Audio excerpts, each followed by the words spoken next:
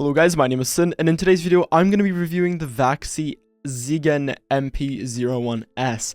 So Vaxee sent me this mouse out around 5 months ago, and I've been using it on and off. And so what I really like to do with mice is just not use them for 2 weeks and then come back to them to see if my opinions have changed or not.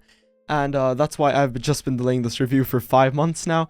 So Vaxee, if you're watching this video, I am very, very sorry, but for the name of science, and yeah, who the fuck am I kidding? I've just been procrastinating. But basically, now we're gonna finally get into the review of the Vaxee NP-01S, which is probably my favorite mouse so far. It just ticks a lot of boxes, you know, the shape, the size, everything is just very, very nice. So let's get straight into the review. So let's talk about the shape and weight of the NP-01S. So this mouse is ergonomic, and I normally do not like ergonomic mice. I've tried the Zowie EC series before. I've also tried the Pulsar X Lite. Not a big fan of both. However, when you make an ergonomic mouse smaller, it turns out I like it a lot more. So this is why I really enjoy the NP-01S's shape compared to like an ambidextrous mice like the GPX. And the reason is, when you look at the GPX, you realize that it is symmetrical. However, when you look at a human hand, you realize that wow, it is not symmetrical. Kind of fucking insane. It's mind-blowing. So when you design a mouse to fit your hand, you probably would want to make it in a way that fits a human hand naturally. Now, sadly, since this mouse is meant to fit a right-hand user, you're not going to be able to fit this into a left-handed hand. You know, it's just not going to work because it's not really designed for that sort of thing. However, if you're a right-hand user and you like to claw grip and your hand grip size is around 18 by 11, which is mine, you're gonna really like the shape, like I've done. And this is probably my favorite shape as of yet. You know, every time I come back to this mouse, I realize how much I enjoy the shape. It just feels very natural. There's enough wiggle room in the back where I can, you know, feel like I can just control recoil without like on the GPX, I feel like because of the potato shape, when I push this mouse back, I just lose control. And because of the smaller size, I feel like I've just a lot more room to work with without losing the stability that normally comes with the smaller mice. And this is because of like a protruding hump that's a bit more to the back of the mouse, so I can, you know, rest my palm in it. So yeah, I really enjoy the shape. So let's talk about the weight of the mouse. The weight of the mouse is 71 grams. Now, 71 grams, normally I would consider that to be a bit, well, I'm not going to say it's on the heavier side because, you know, the mice have shifted a lot. So I would say 71 grams is more medium to heavy in a way. But, I mean, this mouse kind of gets away with it because of the size of it. I would like to see this mouse around 65 grams. Now, that would be amazing. It would almost be like endgame weight for me. But 71 grams, because of the size, it's not too noticeable. However, I do wish it was lighter. So that's it for the shape and the weight. Okay, now let's get into the sensor, the cable, and the feet of the mice. So the sensor is a 3389 sensor, no issues. I mean, I think everyone knows the 3389 so far. It's a top of the line sensor. You're not gonna have any, you know, acceleration issues, spin outs, yada yada yada. Sensor at this point in time in 2022, it really doesn't matter too much unless you're using some sort of shit like, yeah, you know, the fucking Viper Mini, where, you know, it tracks like all the way up here, like a Razer, what was it, Hyperfly, McFly, whatever. I fucking forgot. So the stock cable, I've heard people bitch and moan about it on the internet, saying, oh, it's the worst thing to happen to this mouse.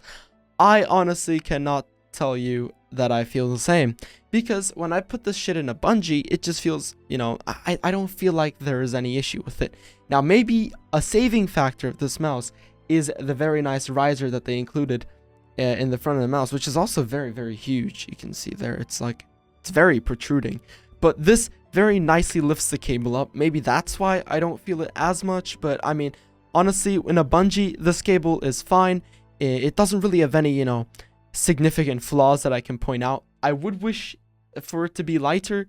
I can see why people, you know, do have issues with it. I mean, just look at this. It is not the most flexible cable in the world. However, it is not a big deal as well. So personally, I have no issues with the cable. Now, feet. The feet are Zowie style feet, as you can see here, which means that, you know, it's just these two very long very long mouse feet that are horizontal, and one's on the top, one's on the bottom. That's what I really like to call the Zowie style, because I think Zowie has those type of feet.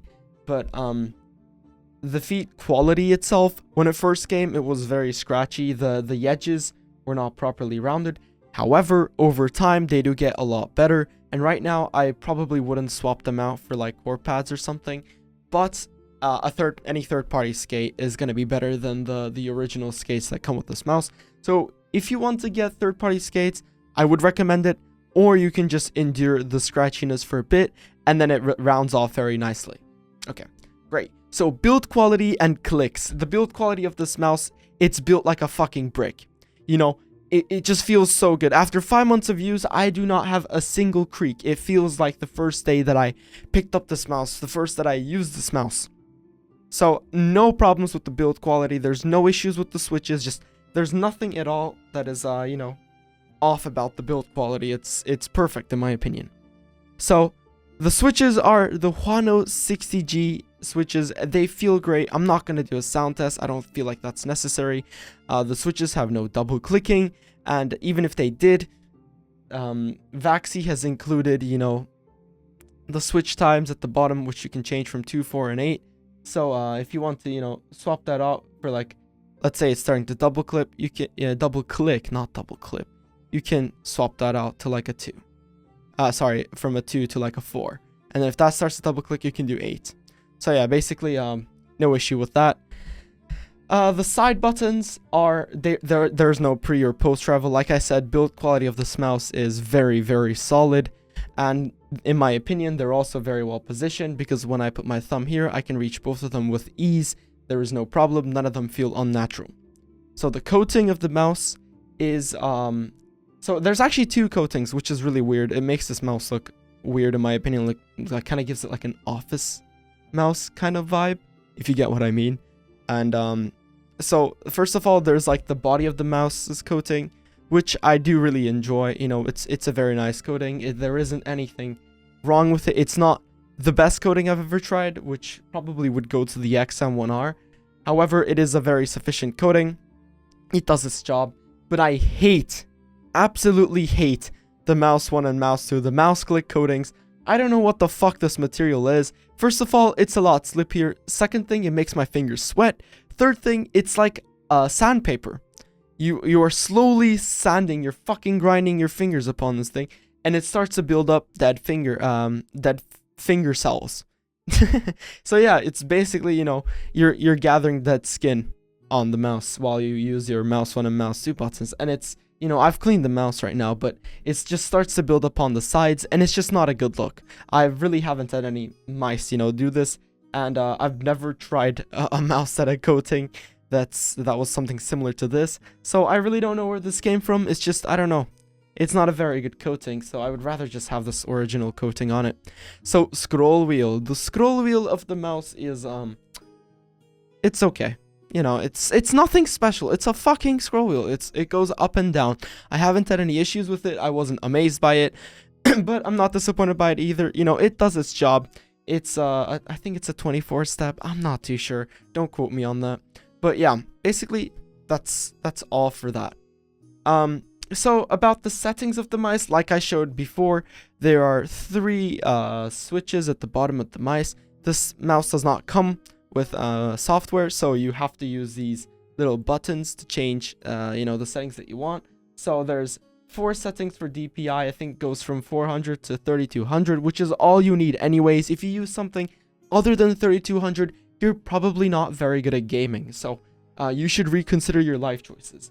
And then there's also polling rate. So the second one is polling rate, 125, 500, and 1000. And then, like I showed before, you can change the mouse click latency. And also there's secret settings in a way to change the LODs, but all you have to do is, you know, you have to take the mouse out. So to get to the lowest LOD, sorry, that's the only one that I'm going to show. The other ones you can find on Vaxee's website.